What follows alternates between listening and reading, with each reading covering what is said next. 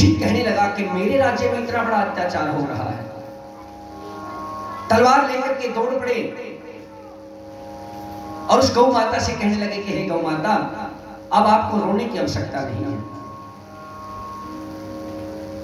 क्या हुआ कि प्रभु अपने धाम को चले गए हैं, किंतु परीक्षित तो अभी जिंदा है, मैं तो यहां पर हूं। अब क्रोध में आकर के जैसे ही परीक्षित आगे बढ़े, उस दुष्ट को दंड देना चाहते थे, तभी क्या हुआ, तभी उनका मुकुट उनके चरणों में आकर के गिर पड़ा।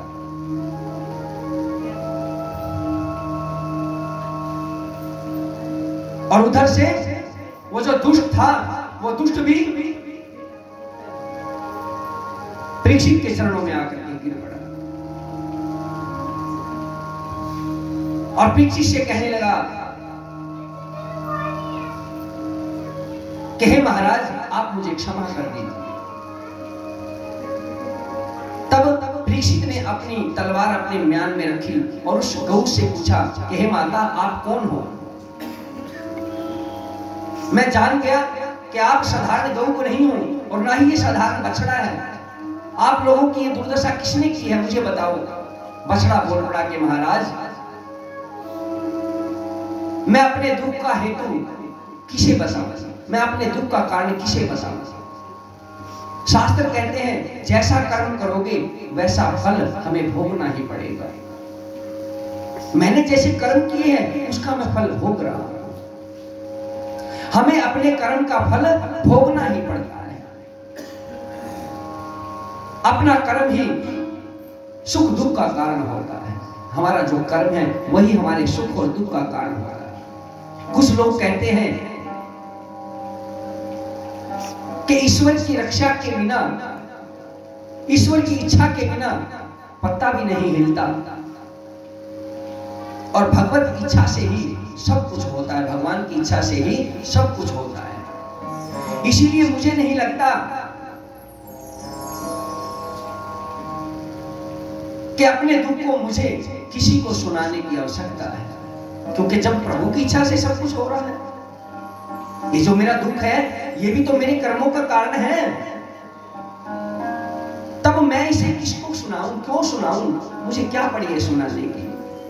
परीक्षित बोले कि बस मैं समझ गया, आप साक्षात धर्म हैं और ये गौ माता साक्षात धरणी है। मेरी समझ में ये नहीं आ रहा कि ये धूर्त जो था ये कौन है, ये दुष्ट जो था आप लोगों को मार रहा था वो कौन है।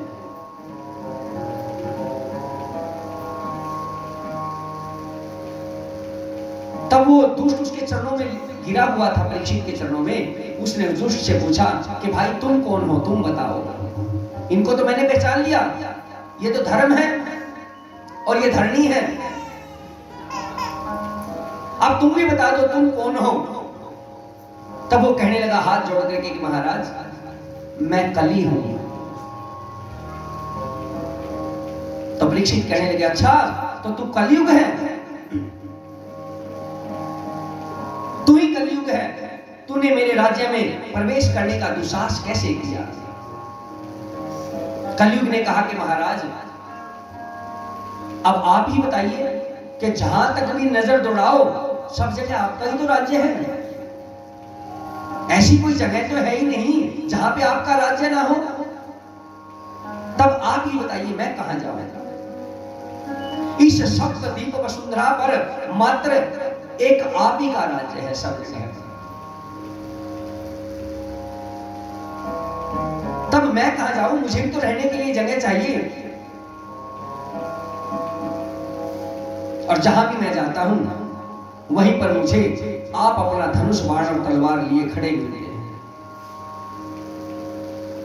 तब मैं क्या करूं बताइए, आप ही बताइए। परीक्षित ने कहा कि ये बताओ तुम्हारे अंदर गुण कितने हैं और अवगुण कितने हैं। वो हंसने लगा कलयुग, कहने लगा महाराज मेरे अंदर तो अवगुण ही अवगुण भरे पड़े हैं। बोले अच्छा, गुण कोई नहीं है? बोले हाँ, एक गुण है, बाकी सारे अवगुण हैं।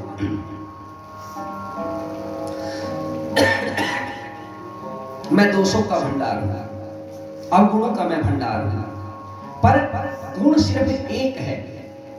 क्या गुण है? कि यत् फलम नास्ति तपसः न योगेन समाधिना तत् फलम लभते संपकः कलो केशव कीर्तना। कहते जहां पर भगवान का कीर्तन होता है, जहां पर भगवान की कथा होती है, जहां पर भगवान का सत्संग होता है, जहां पर भगवान के नाम का श्रवण होता है, बस मैं वहां पर नहीं टिक सकता, वहां पर नहीं रह सकता, वहां पर मेरा प्रभाव समाप्त हो जाता है। यही गुण है मेरे अंदर एक, बाकी तो सब मैं दोषों का, गुणों अवगुणों का भंडार भरा पड़ा हूं। महाराज परीक्षित खुश हो गए, तुम्हारा ये गुण बहुत अच्छा है, जीवों को इससे बढ़िया साधन नहीं मिल सकता। अन्य युगों में तो ना जाने कितने कितने साधन करने पड़ते थे, जितने भी युग थे ना, उनके अंदर तो हजारों हजारों वर्षों तक साधु संतों ने तपस्या की, जब भी भगवान को प्राप्त नहीं कर पाए। और कलयुग के अंदर तो क्या बताया कि जहां पर सत्संग होता है, जहां पर भगवान के नाम का श्रवण होता है, जहां पर कीर्तन होता है, वहां पर सत्संग का प्रभाव समाप्त हो जाता है, कलयुग का प्रभाव समाप्त हो जाता है।